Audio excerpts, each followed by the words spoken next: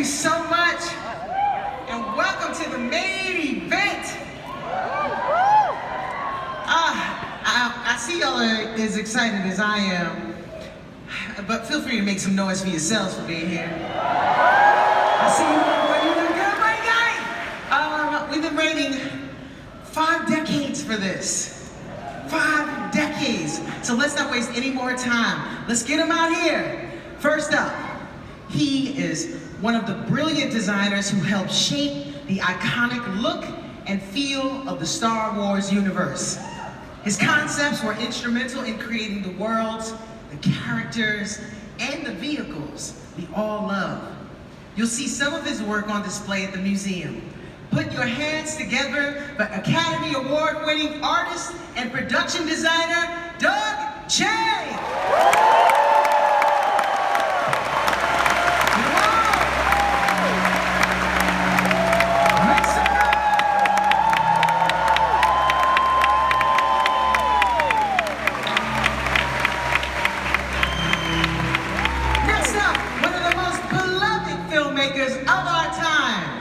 He's written and directed some of our favorite dark fantasies.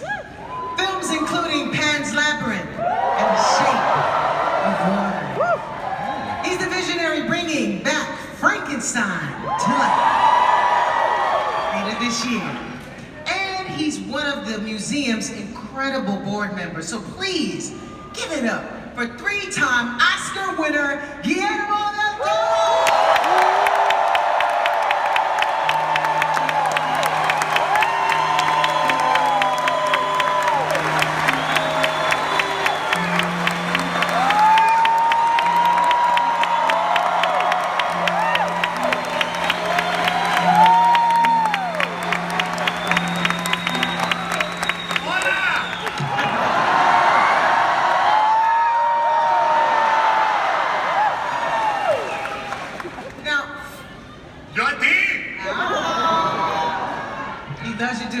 Now, few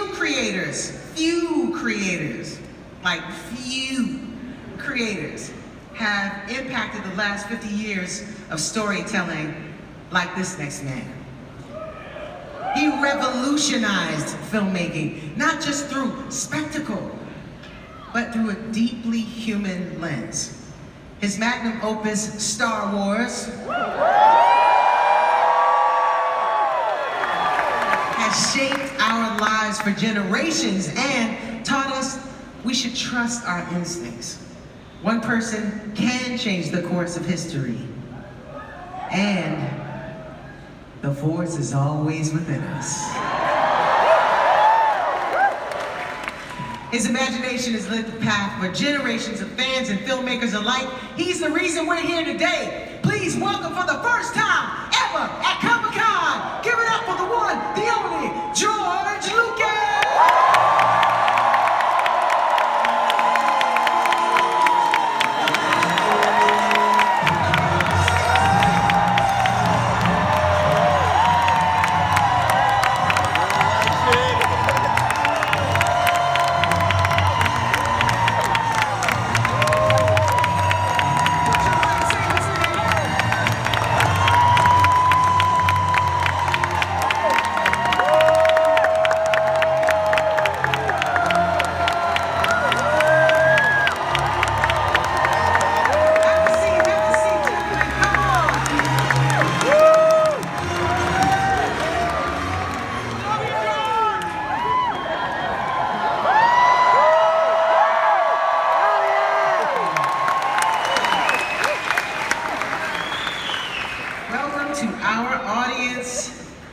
Welcome to our panel.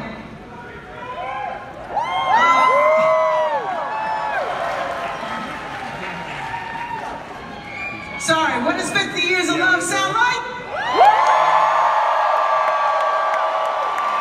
Silence! Excellent, excellent. What does 50 years of love sound like?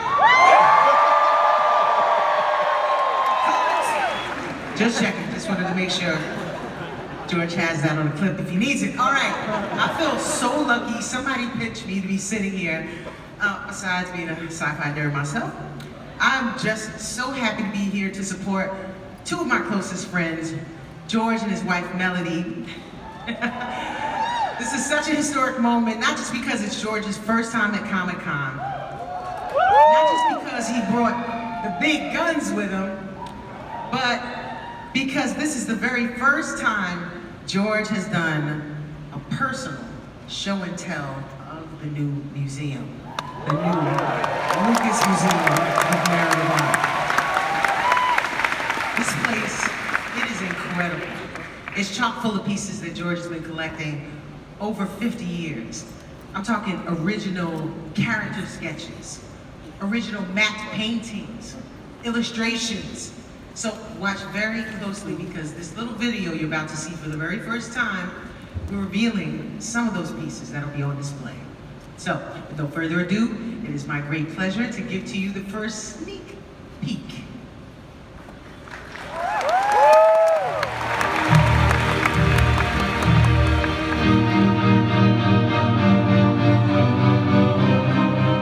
Art appears in many forms. Narrative is one of them. Stories range from hieroglyphics to comic, murals, illustrations, paintings, sculptures, music, and cinema. The museum that we're trying to build here is one that you can take the whole family to.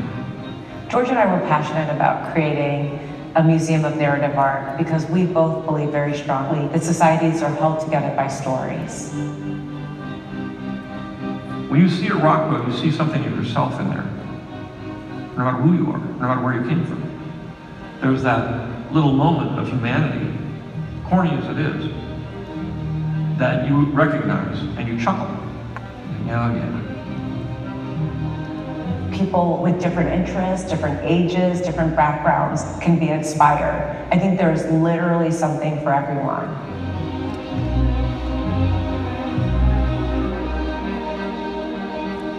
If you present a child with a comic book, even if they've never seen one, they'll figure it out really quick. It doesn't necessitate the adult intervention to be understood, and I think that's extremely liberating. You know, it says, this belongs to you.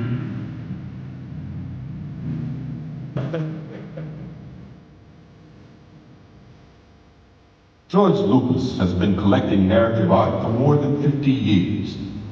The family collection represents more than 40,000 works by illustrators who have created images that give our society a shared set of beliefs. Shared beliefs create community. Opposing beliefs create chaos.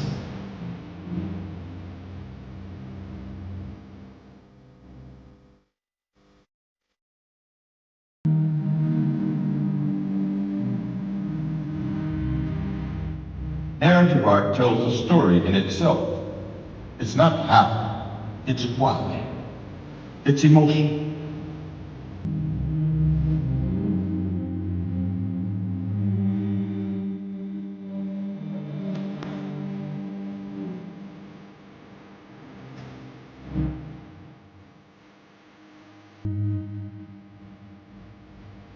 Hunters worship animals, farmers worship stars, and capitalists worship money.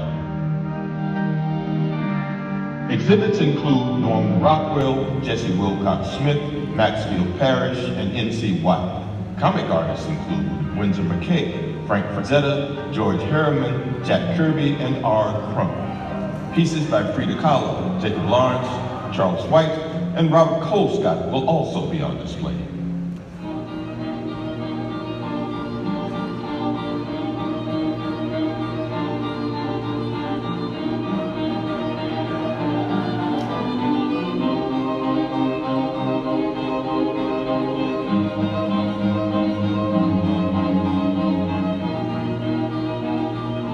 This idea that art is in the eye of the beholder. It's actually a fundamental concept to what we're trying to do at the Lucas Museum of Narrative Art.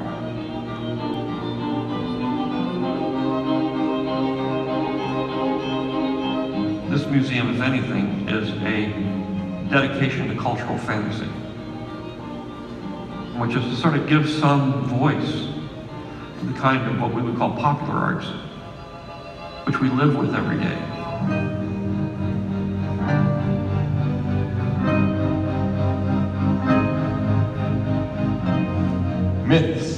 things that never happened, but always are.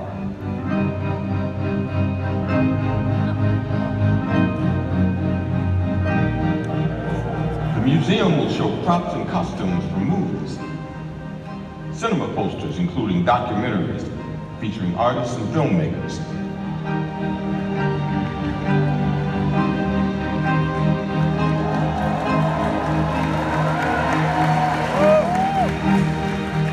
The building is its own form of a sculpture. It's spectacular to look at.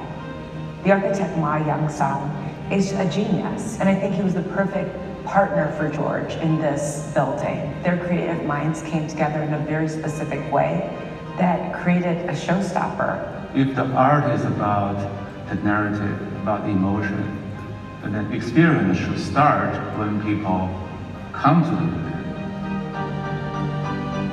Architecture is a way of saying that narrative art is important.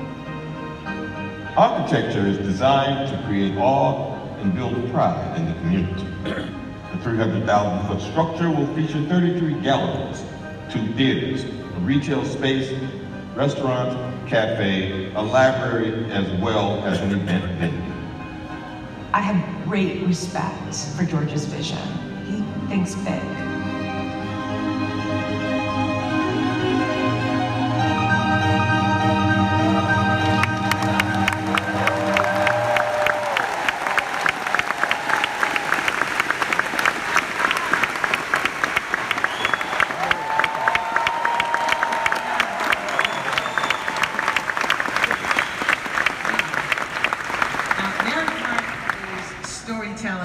Visual media, cave paintings, comic books, graffiti, illustrations tell us a story. They evoke emotion in a way that goes beyond words, whether it's a $5 sketch or, off the street, or a $5 million painting at the Met.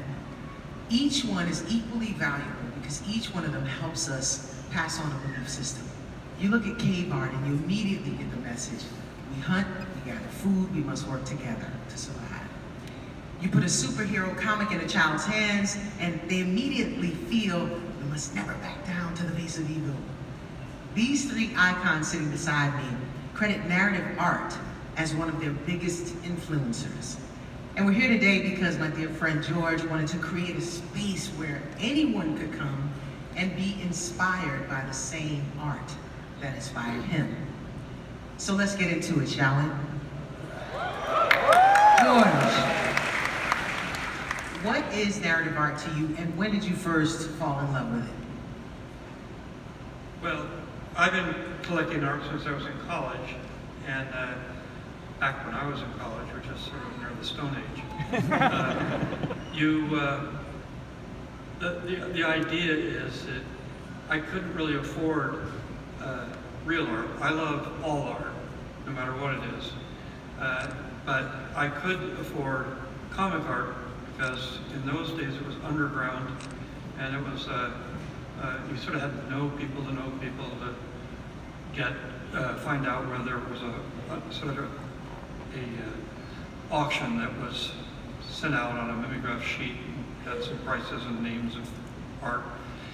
And so I've been sort of collecting narrative art ever since then, because then, in college, I could get an alley-oop for $30, and because the comics were expensive, but the original art wasn't that expensive because it was harder to come by. But you've managed to collect upwards of 40,000 pieces of art. Yeah, I've been doing this for 50 years now, and then it occurred to me that what am I going to do with it all? Because I refuse to sell it. I'm not one of the typical high art collectors who buys, and then you come back 5 years later and you say, "What happened to that painting you bought? That was so beautiful." Well, I sold it for $10 million. I made a lot of money on it. I said, I could never do that. It just is not what I think art is. I think it's more about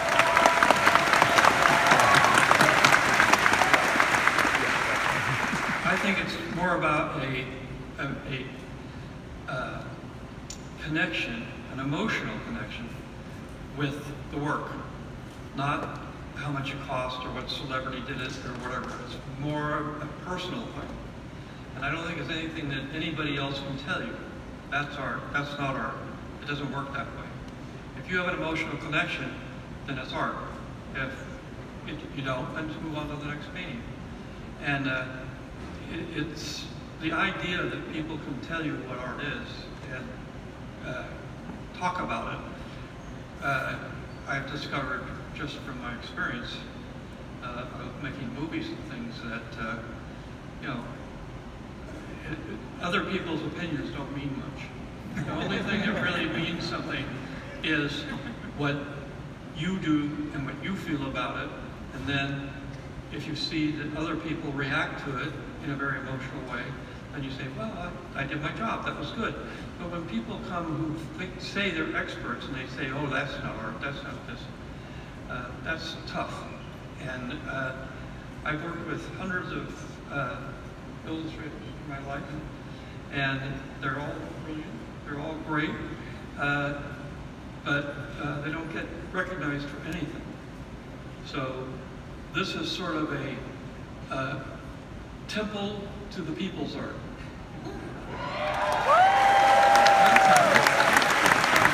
Temple to the people's art. Guillermo, you have some feelings about narrative art as well. Well, yeah, I mean, I think the duty of art is twofold, is to hint at a mystery and provide eloquence and emotion. And I think that when you have those two things and you realize that there is, once photography enters the picture, a lot of the art that is figurative starts to be frowned upon a lot more historically.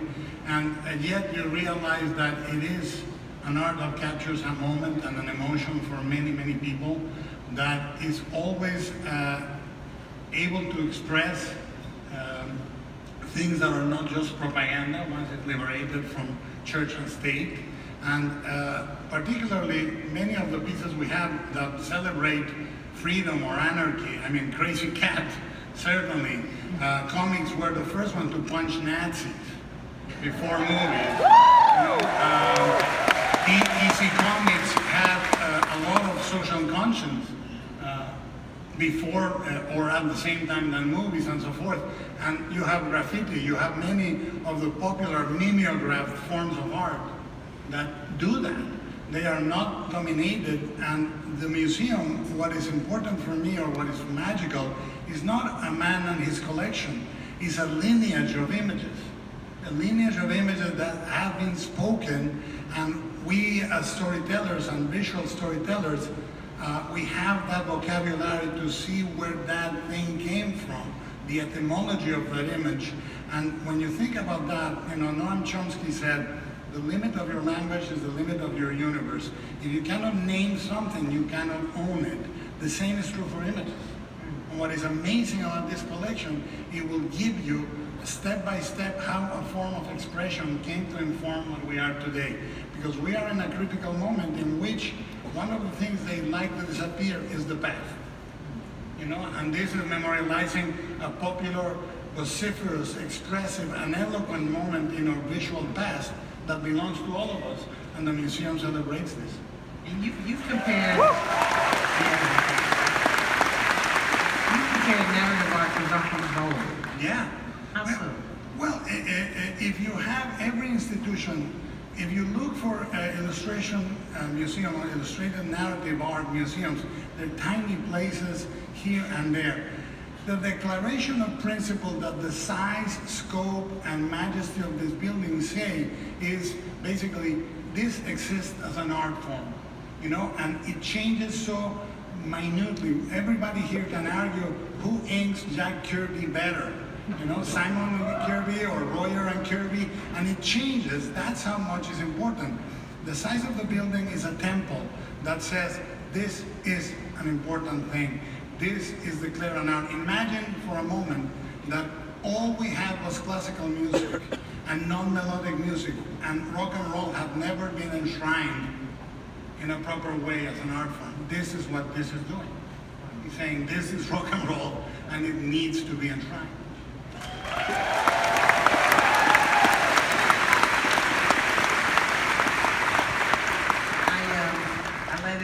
LAX the other day, which is LA's airport, and you're able to actually see this temple from the sky. It's unbelievable. But we'll talk about that later. I was just blown away. Doug, I would like to ask you about, because you have a very, very interesting viewpoint on how narrative and art has impacted your life. Yeah. Can you speak to that? Absolutely. No, thank you so much. I mean, I feel so incredibly honored to be here to celebrate narrative art. I have to share this before, but I grew up loving comic books, and that's how I fell in love with art. And it's one of those things where it was surprising because growing up as a kid in Michigan, you know, art, narrative art, comic book art, magazine illustrations were kind of looked down upon, and it was kind of sad. But it was a way for me to enjoy art, and it invited me to discover more about art. And what I love about what George and Melody are doing in creating this museum is that it's celebrating and acknowledging and giving respect to an art form that has really, you know, haven't been highlighted before. I mean, I think it's really time to celebrate the artists who have, you know, committed their whole careers to creating this, because it is really hard. And what's terrific for me is that, you know, as an aspiring artist when I was young, I wanted to draw. And this gave me a portal into this world to discover more about it. And what's wonderful about the museum is that it describes all the variety of forms of narrative art. You have Charles Schultz's Peanuts, you have Winsor McCay, you have heavy metal magazines, then you have Norman Rockwell and Frank Frazetta and Mobius. Those are all different avenues for a kid to enjoy art and to entice him to come in. One of the things that I found kind of sad though was that, you know, when I was growing up, art, comic book art wasn't taken seriously. It was always diminished. It was kind of like, okay, Doug, you'll outgrow that someday. And I'm so glad I didn't.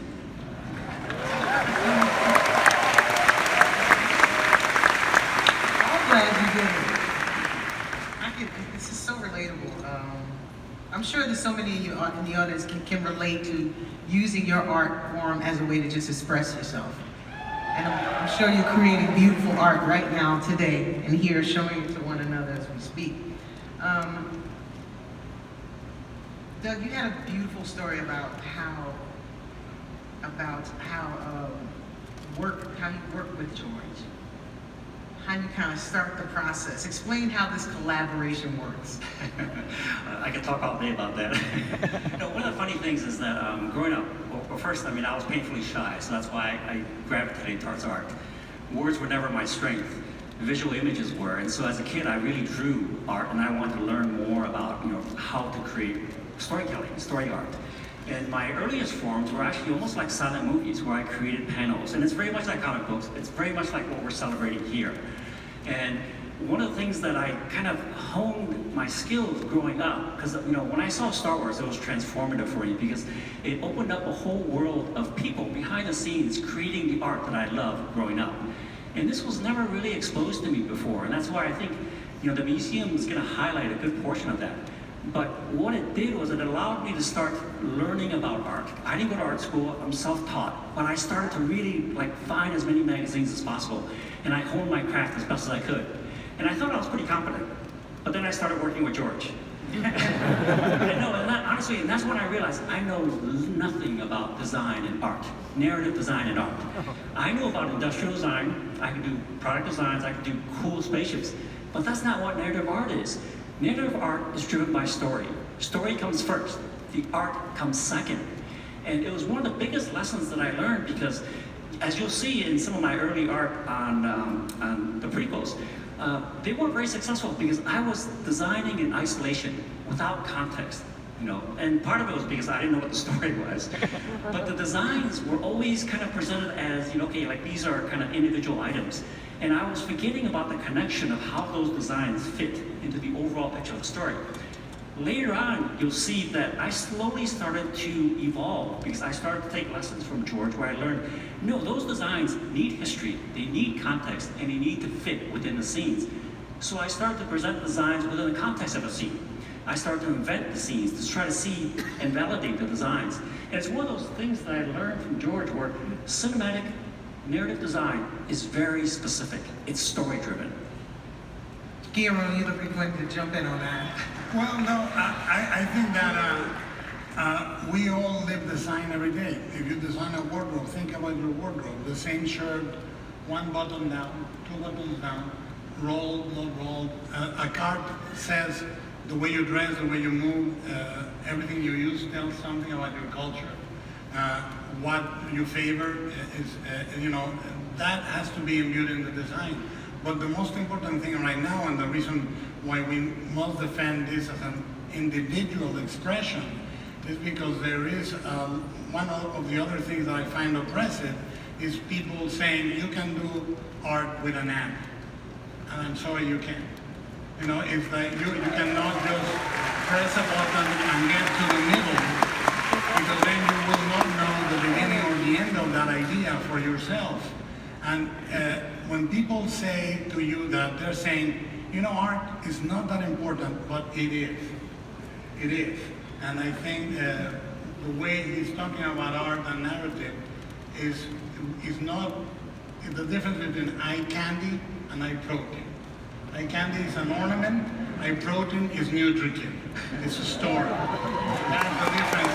And the difference is personality, knowledge, and emotion.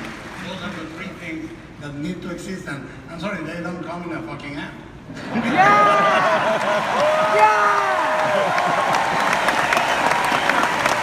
Anything you'd like to add, George? Well, this museum is dedicated to the idea that stories, mythology, any kind of story, that is written to affect people and to build community is extremely important to society and creating societies and creating community. Art illustrates that story, and that's the right hand of building a community. Is you need the art to make it seem real. Even back in the whether it's the Renaissance or the Stone Age, you'll always have a story that people believe it's mythology. It's not really true, but people believe it, and it binds them together with a common belief system. That common belief system is what is really important. And what we're doing here with the museum is to try to make people aware of the mythology that we live by, and at the same time, let them have an emotional experience looking at art that does tell the modern mythology.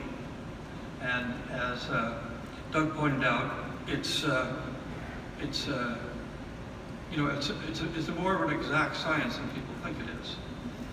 And it's a way, the art part of it, is a way of making it really accessible to people and make it so they believe it. I've heard you speak to that in our conversations a lot lately, and Guillermo, you just said the E word, and George said the E word. Y'all probably like, what the hell is the E word? I also use the F word. I'm alphabetical. Say as many F words as you want. But the connection that I can always hear, that I've constantly heard in just our various conversations, is emotion. Yes.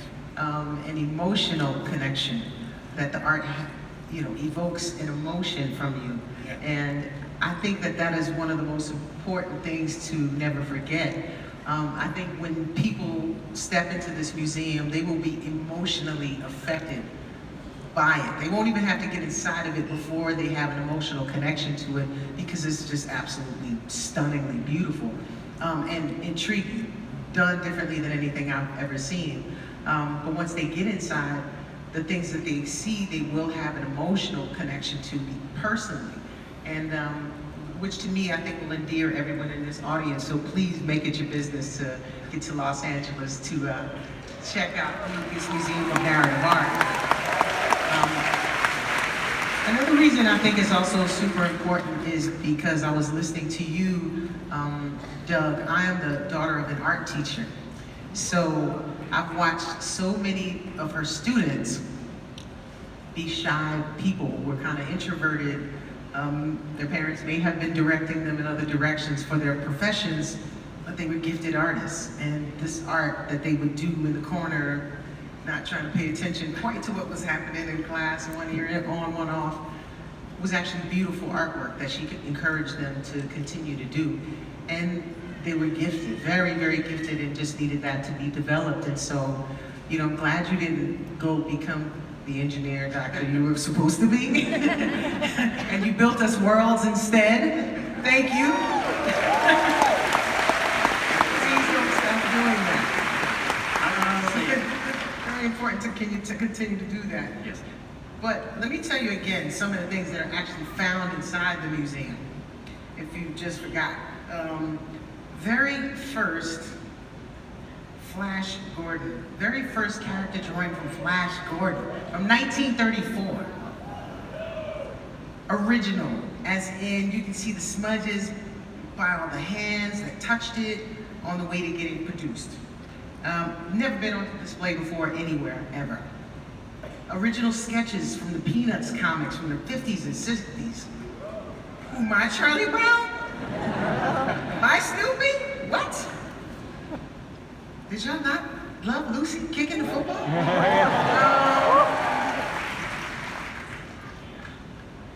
Exactly. Come on, the Great Pumpkin. But Sally sat in there all that time. We can go on this, check this out. Drawn on board with graphite with little text taped to the top and editorial notes written on the side. This is amazing. Original drawings from Iron Man's first cover in 1968. Wow. And an original pen and ink splash of Black Panther from 1968. Now we can go on and on, but this leads me to my next question. George, you told me it was important for society to have a museum honoring these kinds of art pieces. Tell them that story about the Rockwell painting, the Thanksgiving one that you have. And, you know, I thought that was a lovely story.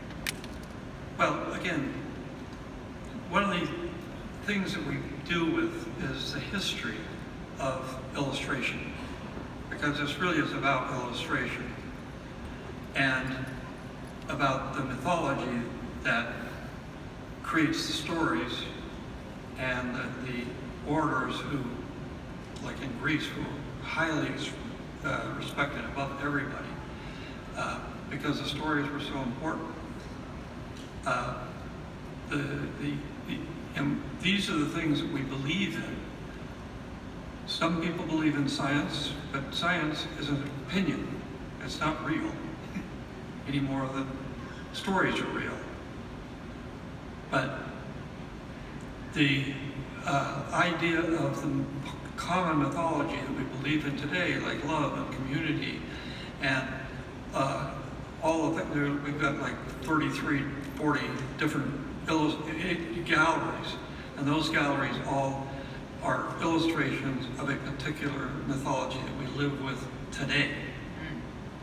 Whether it's love, whether it's work, whether it's, these are all not real, but it's an idea that gives us a common belief system. And in a common belief system, you can't build anything. You can't build pyramids, you can't build palaces, you can't build airplanes, you can't do anything by yourself. You have to have people you can do it with. And one of the issues, ultimately, one is family, is that most, I believe, and I think most people believe, that most families are dysfunctional. You always have somebody in there who, okay, we'll kind of live with him a little bit, or her. But the thing about the Rockwell painting that she's talking about is that you know, it's a group of paintings are called the Four Freedoms. One of them is the freedom from want. And what it is a painting of mom bringing in a turkey. And everybody's sitting around the table, all smiles and looking, and they're You know, the idea that Uncle Jim is drunk over the quarter, or Sally and Billy are going to get divorced because they're having a huge argument, all that is not mentioned. But what it does say is the modern mythology is not that the Indians fed the pilgrims and saved them from starvation, because that would have gone away a long time ago. What it's really about is family. And people go to Thanksgiving and inevitably say, oh God, I don't want to do this again.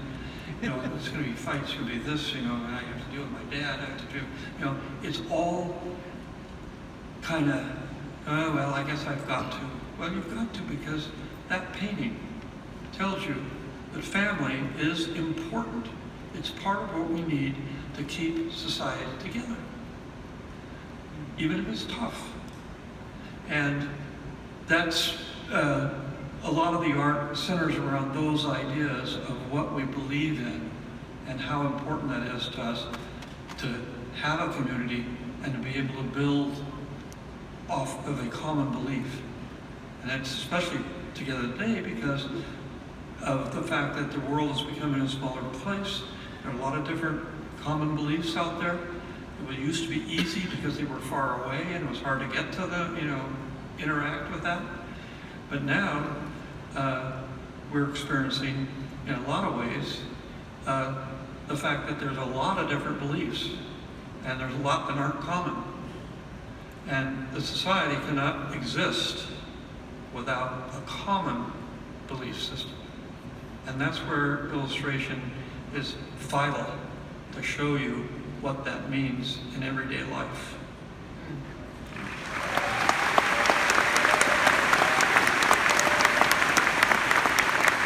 Yeah. Around my way, they call that dropping knowledge. That's amazing. You know, I love the way you speak about it, because as much as you were able to inform us, and you just really took your time and informed us very clearly, it all comes back to love, it all comes back to emotion, it all comes back to a connection. It's very evocative, and honoring something, which kind of brings me back to the museum. Guillermo, you had very strong feelings about the museum as well, being about narrative art. George said something to me before that I'll share later, but there's something about the size and the scope and the design of this museum. What spoke that strongly to you to create this type of place for illustrators? Well, one of the things we are facing very strongly right now, and probably more than ever or more than a long time, is that we realize stories shape the world. Stories that tell you the wrong thing about who you are or what you should be to other people. Because one of the narrative branches that is brutally applied is propaganda. You know, and I think the illustration art is not only celebrating the craft of incredible people that have designed movies and narrative art, like, you know, Ron Cobb, Ralph McQuarrie, you know, Mentor Hubner, Jim Steranko for Raiders and so forth, but it's also celebrating an emotional thing that belongs to all of us. Myth belongs to all of us. Propaganda is controlled by a very small group. And myth unites us, propaganda divides us. So if these things are enshrined in the principle that make this not, look, this is a museum where you're not gonna have superimposed anybody's worth or value for the pieces. Like George says, you don't like it, move to the next one until one speaks to you. There is not an imposed value that this, you must like this. You know, Da Vinci said, to paint likeness is easy, to paint emotion is hard. And these are all very emotional pieces, and they celebrate things that belong to all of us. One of the reasons we are all here One of the reasons is that popular mythology in forms of comic books of any kind, I don't care if you like underground comics or edgy comics that, have nothing to do with genre, or you like a genre piece, is that we all can access those emotions. That's why they don't belong to the man, they don't belong to the power, they don't belong to our parents, they belong to us. And I think this is celebrating things that speak to all of us collectively but individually. So the size of the museum, again, declares this in existence in a way that is a singularity in the world right now. And something that can celebrate that form of art.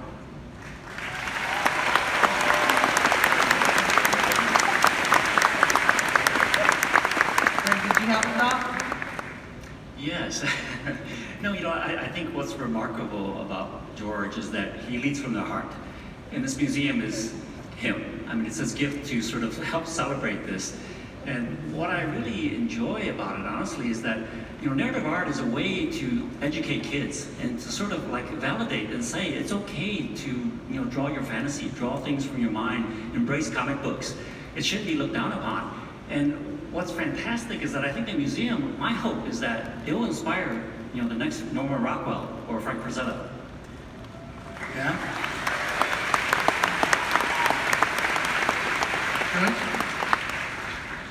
What am I? Next question? I thought you were about to say something. I thought you were going to say something. No. So I was going to let you. Let's talk a little bit about the actual details of the museum, because I found this very curious. The attention to detail.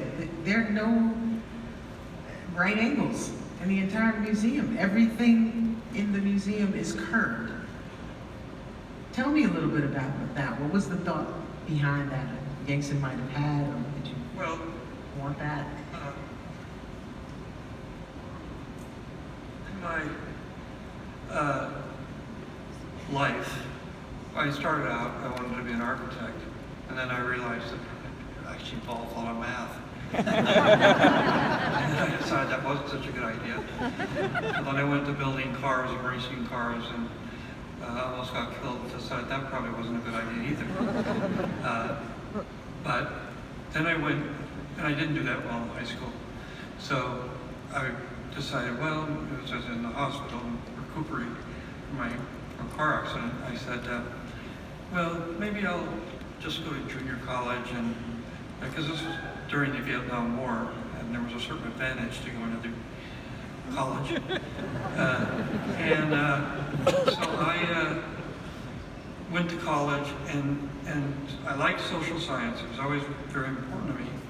And so I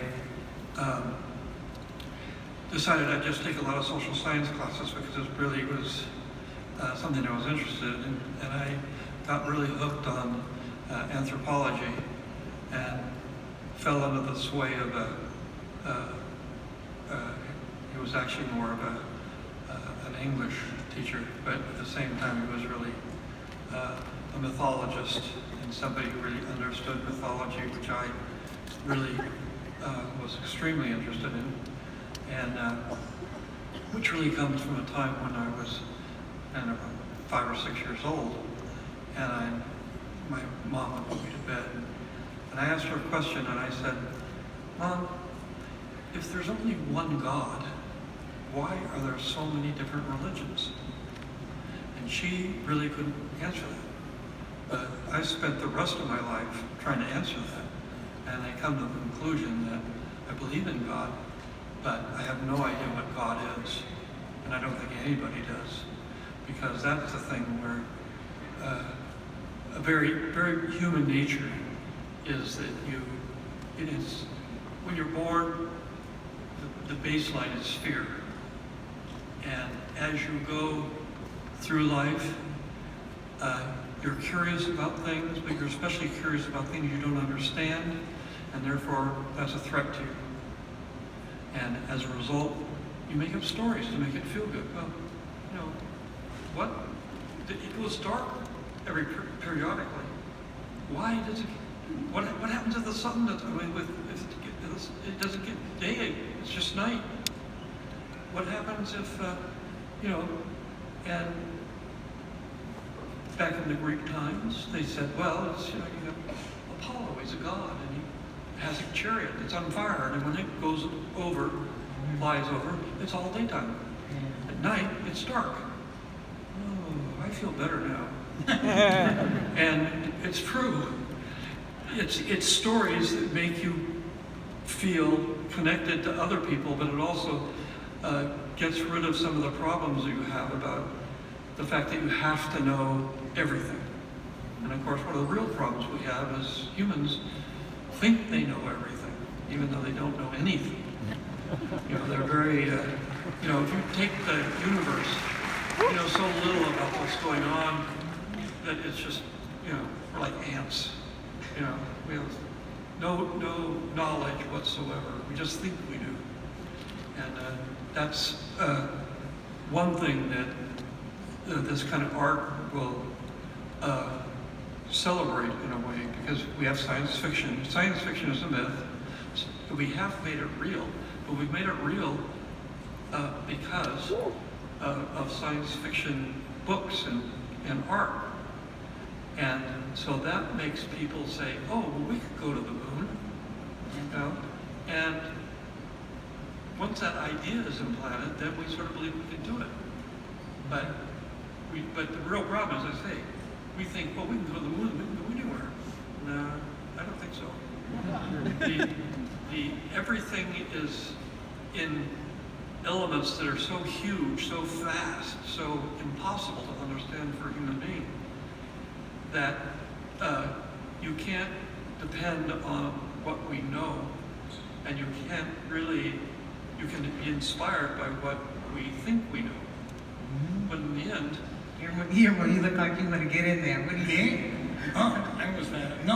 I think it's the shape of the museum for me.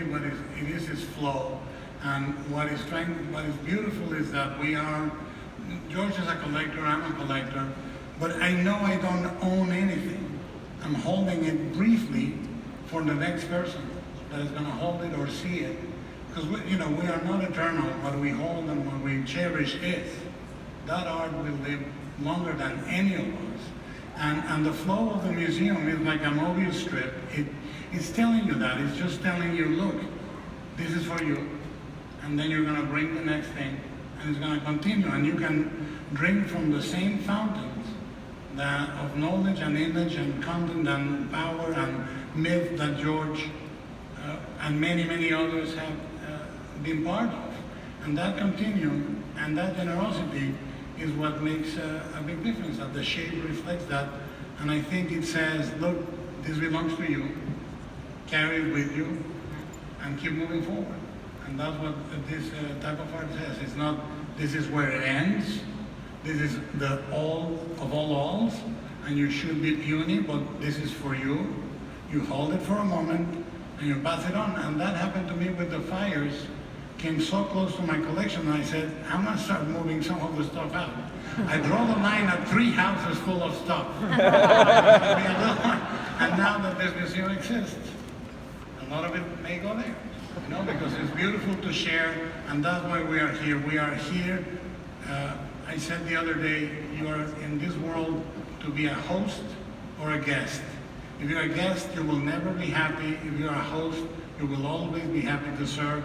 And this museum is hosting that type of art, and it's a continuum that belongs to all of us.